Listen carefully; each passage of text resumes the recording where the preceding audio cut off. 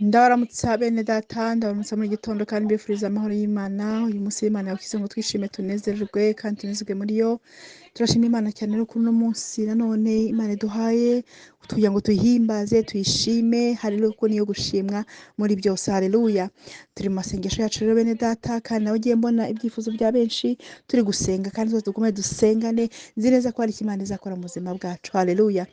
Ube umuntu utegereje kwakira nk'umubyeyi uba utwite azi ko azabyara akakira umwana we, haleluya.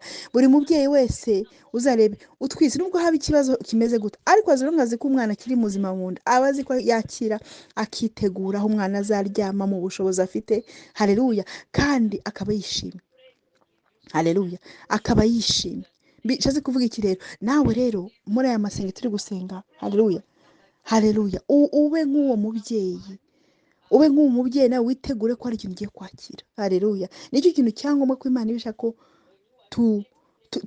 tugira gute, tuyizera birenze, haleluya, nayo ikabona ko uyu nguyu kuko akeneye kwakira. Nta bintu byo gushidikanya usenga, haleluya. Nkunda kubivuga cyane, na Bibiliya bivuga ngo abashidikanya, haleluya, ntibakizibwire ko hari icyo bazamara kivuye kuri njyewe. Iryo ni ijambo ry'Imana. Niyo mpamvu rero nshaka ko duhagararana muri aya masengesho dusenga, nanjye mbasengera. Ni ukuri duhagarare mu kwizera, mu bikunyeganyeza byose muri iki gihe. Ntugire ubwoba, ntubihe igihe, ubitere umugongo.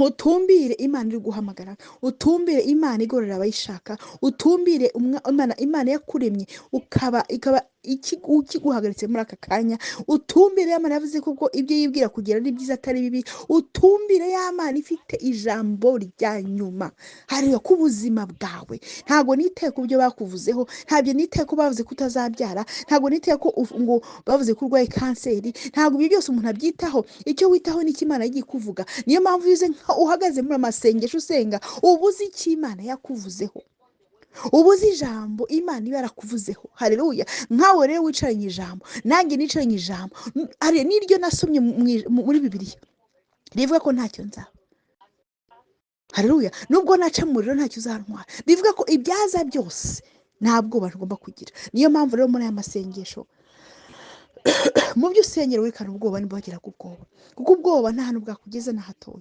Ahubwo uvuga iti Imana mpagarika hakwiriye, mpagarika hakwiriye kugira ngo nkomeze nkwizere. Ningusenga nkwizere ntashidikanya, haleluya. Ubwire umwuka wera gufashe, kuko aradufasha mu gasenga nawe, haleluya. Bene data, kandi muzakira, nanjye nzakira. Ubuzima bwanjye ntabwo buzongera kumera uko bwari bumeze, haleluya. Twagiye tugira ubuhamya mu masengesho, twagiye tugira, haleluya, kenshi ubuhamya bw'abantu Imana yagiye ikiza, haleluya. Hari abo yakijije amaguru ejo bundi, haleluya, yagiye ikora ibikomeye, kandi iracyari y'Imana, iracyari y'Imana ivuga bikaba, iracyari Imana itegeka ibintu bigatungana, iracyari Imana ica inzira aho zitari ziri, iracyari y'Imana izura ibyapfuye, iracyari y'Imana itanga ubuzima aho butari buri, yaba ari muri bizinesi, muri finance, mu bana, mu miryango. Iracyari y'Imana ifite ijambo rya nyuma ku buzima bwawe. Niyo mpamvu rero iyo usenze, nkunda kubivuga cyane, kugira ngo usenge wizeye. N'aya masengesho dufatanyije, nubwo dufatanyije, tube twizeye, haleluya. Muri Matayo 4 ureye ku murongo wa mbere batubwira ukuntu Yesu yafashe igihe ariyiriza iminsi 40, haleluya, n'amajoro 40. Ariko nyuma yo kwiriza ntabwo byamubuje ko umwuka wera ngo arangije ngo amujyana kugeragezwa, haleluya, ngo amujyana kugeragezwa. Satani nabo barahageze, atangiye kumugerageza, haleluya, atangiye kumugerageza koko, nk'uko rimwe na rimwe natwe atugerageza.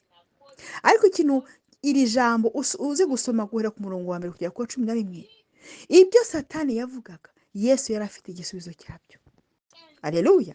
Ibyo Satani yavugaga Yesu yari afite igisubizo cyabyo. Usibye ku murongo wa 4 ngo aramubaza ati handitswe ngo umuntu ntabega, yaramubwiye umurongo wa 3 umushukanyi ngo aramwegera amubwira ati niba uri umwana w'Imana abwira aya mabuye ahinduke umutsima. Yesu ngo naramusubiza ati handitswe ngo umuntu ntatungwa n'umutsima gusa ahubwo atungwa n'amagambo ye yose ava mu kanwa k'Imana. Akajya amubwira ati kora bino, nukora bino nzaguha bino. Ariko Yesu rero icyo asubiza buri gihe.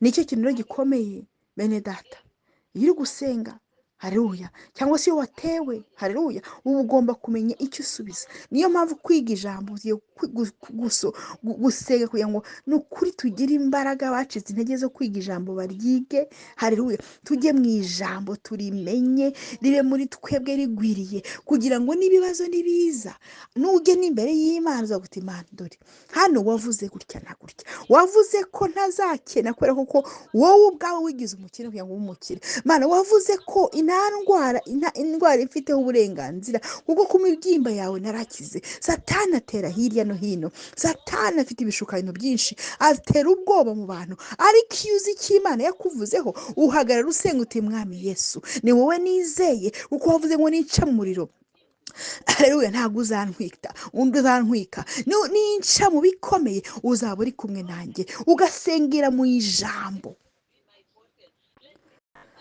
haleluya, ugasengera mu ijambo haleluya. Muri iyi minsi uri gusenga ubwira Imana nukuri guha imbaraga, usaba Imana iguha intege n'imbaraga zo gusubira mu ijambo, kuko ijambo niryo rizagusobanurira uriwe, niba utware n'imbaraga Imana yaguhaye zo guhagarara ukirukana abadayimoni, ukerekana indwara, ukarambika ibiganza ku barwayi bagakira. Ariko iyo utabizi uhora usaba ibintu waba ugize gute Imana yaguhaye byinshi haleluya. Niyo mpamvu rero muri aya masengesho ugira inyota, ubwira Imana na ya nyota nari ifite mbere, subiza ya nyota yo kuba nagukundaga birenze, subiza ya nyota yo kumenya ijambo ryawe, subiza ya nyota yo guhagarara mu butwari n'ubushobozi wampabaye, subiza ya nyota hari bwa bubasha zambaraga nongere mpaguruke mbu wavuze ko nzaba ngere ku byo wavuze ko nzageraho, hari ya nyota subizamo zambaraga kugira ngo nkore ibyo wampamagariye gukora. Wirukana ubwoba, wirukana ikintu cyose Imana itateye mu buzima bwawe haleluya. Hari ikintu cyose yaba mu mubiri wawe, yaba muri famiye yawe, yaba mu bana bawe, mu byo ukora, ikintu cyose imbuto itateye Imana isohoke mu buzima bwawe haleluya. Mwami Imana ndasengera abana bawe nanone, turi bana bawe tugarutse imbere yawe haleluya, tugushima muri akanya waduhaye ko gusenga. Mwami Yesu ndasengera abana bawe ukomeze ubaha imbaraga n'ukuri, imbaraga zo kumenya ijambo ryawe, imbaraga zo gukunda ijambo ryawe haleluya, bongerera ubumenyi bw'ijambo ryawe, bamenye abo bari bo mu izina ry'Umwami Yesu. Ndirukana ikintu cyitwa confusion, ndirukana ikintu cyitwa ubwoba mu buzima bwabo, ndirukana ikintu cyose cyabahungabanya muri iki gihe turimo, ikintu cyitwa ubwoba, umwuka w'ubwoba muri aka kanya niwe ndi kwirukana mu bantu benshi mu izina ry'Umwami Yesu. Ubwoba bw'ibyorezo, ubwoba bw'urupfu, ubwoba bw'ubukene, ubwoba bw'ejo hazaza, ndirukana uwo mwuka wa Satani mu izina rya Yesu. Ndawirukana mu bana, ndawirukana mu bana, ndawirukana mu mama, ndawirukana mu bafamiye hirya no hino, ndawirukana uwo mwuka wa Satani mu izina rya Yesu haleluya. Mu izina rya Yesu ndabaturaho amahoro, ndabaturaho amahoro, ndabaturaho gukomera, ndabaturaho gutuza mu mitima yanyu, ndabaturaho haleluya mu izina ry'Umwami Yesu haleluya, gukomera. Abarwayi nimwakire gukira, ababaye nimwakire amahoro mu izina ry'Umwami Yesu Kristo. Mwakire ibyishimo mutigeze mugira bivuye ku Uwiteka mu izina ry'Umwami Yesu. Ndirukana agasuzuguro ka Satani mu byo mukora byose mu buzima bwanyu mu izina ry'Umwami Yesu Kristo. Mwami Imana mubyeyi w'abami, abana bawe ubane nabo, ubakomeze muri iki gihe turimo, ubakomeze ubane nabo, ugendane nabo, ndabigusabye mu izina rya Yesu. Mana niwe uzi aho buri muntu wese ari kumva rino jambo, niwe uzi situwasiyo, ibibazo cyangwa se ibyo barimo hirya no hino, niwe uzi imitima yabo, niwe uzi aho bagomba kugera, aho bagomba kugana. Ndagusabye Mana ngo basange, utabara abagomba gutabarwa Mana haleluya, usura abagomba gusurwa mubyeyi mwiza, kuko iyo wavuze byose biratuza, iyo uhari ibintu byose biratungana. Ndabigusabye Mwami Yesu, abatari bafite ubuzima baho ubuzima haleluya, abatari bafite bari bafite ubwoba bw'ejo hazaza, ukuremo ubwo bwoba mu mitima yabo mu izina ry'umwami Yesu.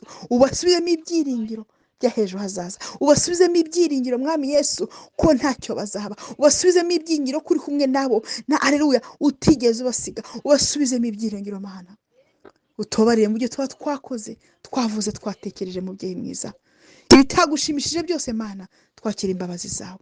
Urakoze rero mwami Yesu, komeza utuyobore muri aya masengesho, kandi tuzi neza ko wumvise gusenga kwacu. Hari impinduka ije mu buzima bwacu, hari impinduka ije mu bana bawe, hari igihindutse muri finanse zacu, hari igihindutse mu mibiri yacu, hari igihindutse mu bana bacu, mu izina ry'umwami Yesu Kristo. Urakoze rero mwami, nguhaye icyubahiro, ndagushimye, ndaguhimbaje, kandi turagukunda iteka ryose mwami, mu izina rya Yesu, amen. Bene data rero nimwakire kandi aho muri mugume musenge, sibyo? Mugume musenge ko tuzasenga kugera ku cyumweru. Niba utanatangiye n'amasengesho, umva ngwino reka dusengane. Ufite intege nke, umva muze dufatane amaboko dusengane, dusengerane, haleluya, kandi tuzaza dufite ubuhamya. Haleluya. Nanjye ndaguma mbasengere, abagiye banyoherereza ibyo gusengera, ndaguma mbasengere, kandi Imana hari ikizakora mu buzima bwacu, hari n'icyo yatangiye gukora mu buzima bwacu. Ndabakunda cyane rero, musangize no jambo n'abandi hirya no hino nk'uko musanzwe mubikora. Yari Pastor Ruga. Amen, amen.